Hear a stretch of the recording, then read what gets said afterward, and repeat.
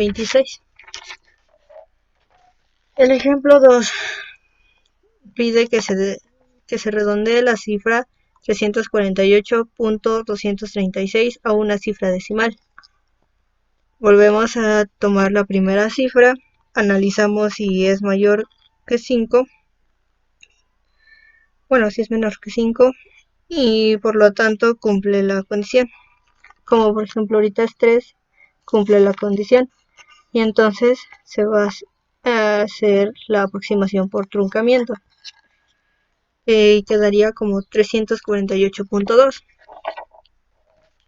En el tercer ejemplo se desea redondear la cifra 103.165 a dos cifras decimales. Volvemos a elegir la cifra, que será la segunda, y vamos a analizar si la cifra consecutiva es igual o mayor a 5. Pero en este caso sí es igual que 5 y por lo tanto cumple la primera parte de la condición.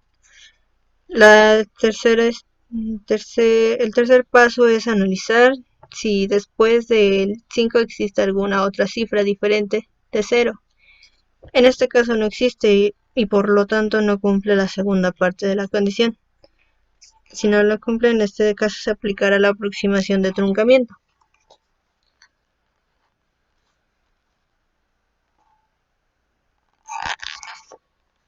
El resultado quedará como 103.16. Ahora que vimos las aproximaciones, vamos a ver los tipos de errores. El concepto de error ha cobrado un significado especial para el ser humano. Este significado es que algo se encuentra mal elaborado, por lo cual genera una reacción no deseada. Los errores pueden clasificarse dependiendo de su origen.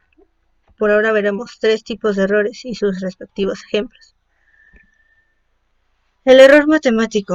Esto sucede debido a la complejidad del problema. Este tipo de error es muy común en cálculos complejos, aunque también pueden presentarse incluso en cálculos tan simples como una división. Como lo acabo de decir, uno de sus ejemplos podría ser cuando estamos haciendo un cálculo un poco complejo y como por lo mismo de que es complejo nos equivocamos en una parte y entonces ya no sale el resultado deseado. El error humano. Esto se refiere más que nada a equivocaciones o negligencia que es completamente ajena a un procedimiento ya establecido. Se pueden evitar teniendo un buen conocimiento de procedimientos de solución del problema. Los errores humanos son prácticamente inevitables, pero pueden minimizarse. La mayoría de los errores son causados por el mal uso de la herramienta, como la calculadora o softwares.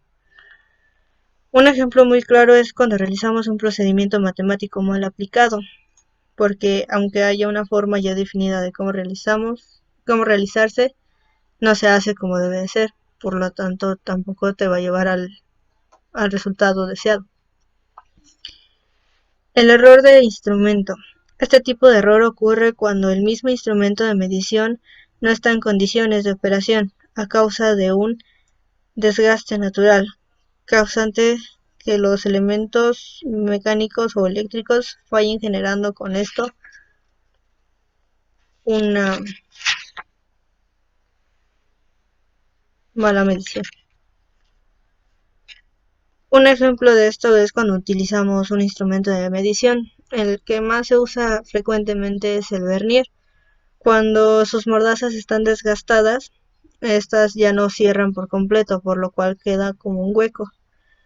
Y para que esté una medida correcta ya no será posible, por lo mismo que como tienen ese hueco, una pieza quiere entrar ahí y pues no va a tener su medida que debe de ser. Pero ese ya no sería un problema del operador, bueno, un error del operador, sino sería ya por el instrumento. Bueno, en conclusión podremos concluir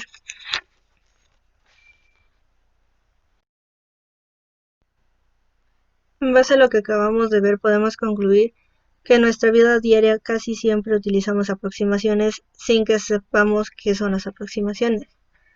Y también tenemos diferentes tipos de errores, ya sea por las herramientas que ocupamos para hacer cálculos o por o errores de nosotros mismos.